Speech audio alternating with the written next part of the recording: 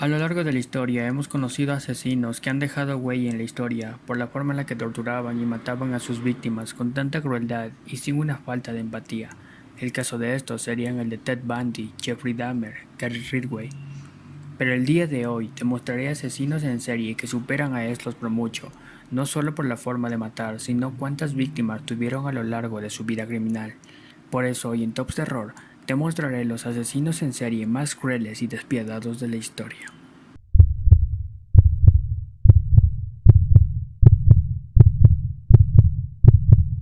Robert Hansen nació el 15 de febrero de 1939 en Edsville, Iowa. Fue un chico que sufrió bullying en gran parte de su vida. Pese a haber nacido zurdo, sus padres Christian y Edna lo presionaron para que utilice la mano derecha.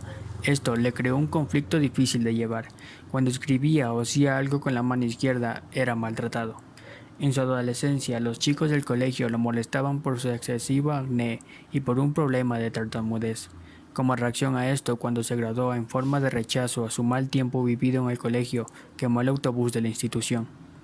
Por esta razón fue al reformatorio por varios meses y a la edad de 21 años se casó, aunque su matrimonio duraría pocos meses. A menudo era completamente rechazado por todas las mujeres, por lo que decidió encontrar un refugio a su problema y lo encontraría en la casa. Debido a que su familia no tenía mayores problemas económicos, no era presionada a trabajar, por lo que dedicó mucho tiempo a la cacería. Pasaba horas y días en el bosque practicando esta actividad. En el año de 1971, Hansen, quien para ese entonces tendría 32 años, propuso a Lisa Futrell, una prostituta del lugar, mantener relaciones sexuales a cambio de $500. El hombre la llevó a su casa a las afueras de la ciudad y cuando la mujer empezaba a realizar su labor, este la esposó. Luego de someterla, el sujeto la violó y maltrató. Tras esto, la subió a su auto y la llevó al aeropuerto, lugar donde tenía su avioneta. Después de un rato volando, la soltó en el bosque y empezó a practicar su actividad favorita, la cacería. La asesinó en un efectivo disparo en la cabeza. Después de esto, Hansen le quitaría la vida a 16 mujeres más, aunque según investigaciones, el total de víctimas serían 21. Tras haber confesado sus crímenes, Hansen recibió 461 años de cárcel, los que pagó en el reclusorio Spring Creek de Alaska. Murió en la prisión el 21 de agosto de 2014.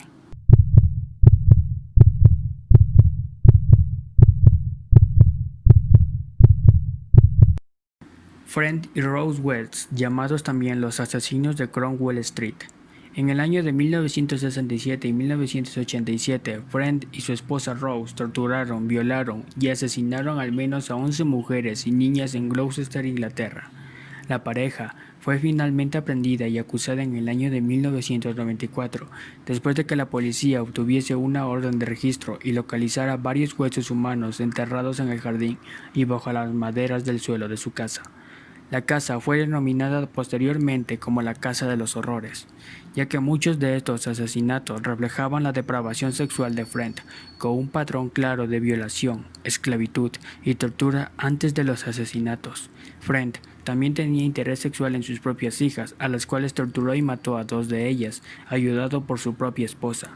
Una llamada anónima logró que los crímenes salieran a la luz y durante el juicio Friend West se ahorcó antes de ser condenado. Tenía 53 años de edad.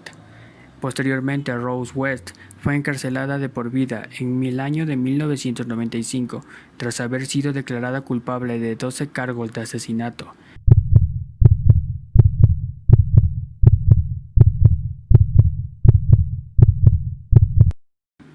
Ted Sepulturero a asesino en serie británico. Peter Sutcliffe es conocido como el Destripador de Yorkshire entre 1981, ya que fue declarado culpable de asesinar a 13 mujeres e intentar asesinar a otras 7. Se fijaba en prostitutas de Leinster y Bradford, por lo que provocó un clima de terror en el norte de Inglaterra. Cuando fue arrestado en enero de 1981, la policía le hizo parar el carro por conducir con una matrícula falsa, y después de un tiempo lo empezaron a interrogar acerca de los asesinatos, y finalmente este confesó. En su juicio se declaró no culpable de asesinato, pero su defensa fue rechazada por el jurado. Fue sentenciado a cadena perpetua sin libertad condicional. Sin embargo, fue diagnosticado con esquizofrenia poco después, por lo que fue enviado al Hospital Mental de Máxima Seguridad de Broadmoor. En noviembre del 2017, a la edad de 71 años, fue llevado de urgencia al hospital después de un ataque al corazón.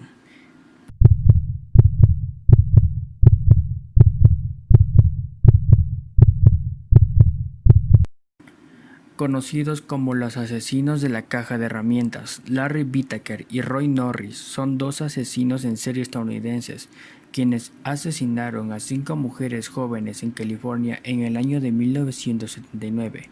Ellos atraían a las víctimas a su camioneta y las llevaban a zonas apartadas, donde las violaban y las torturaban horriblemente antes de matarlas. Ambos tenían una fijación especial por las zonas erógenas femeninas y los alicates. En el año de 1981 fueron acusados de asesinato, secuestro y violación. Whittaker fue sentenciado a muerte, mientras que Norris se salvó de la ejecución a cambio de su testimonio contra Whittaker y fue sentenciado a 45 años de prisión.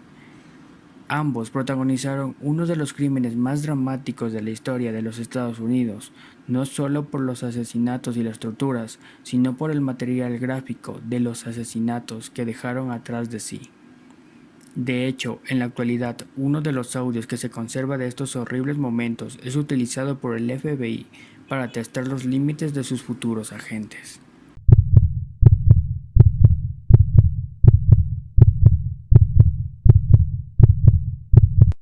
En el año de 1969, Gaskins comenzó a matar a una serie de autostopistas que recogía mientras conducía por las carreteras costeras del sur de Estados Unidos, torturando y mutilando a sus víctimas por puro placer. Según él mismo, afirmó haber matado a 80 a 90 personas, aunque la cifra nunca fue corroborada. Fue arrestado en el año de 1975 cuando un criminal asociado confesó a la policía que había presenciado cómo asesinaba a 2 jóvenes. Fue declarado culpable de 8 homicidios y condenado a muerte, que luego se conmutó por cadena perpetua sin posibilidad de libertad condicional.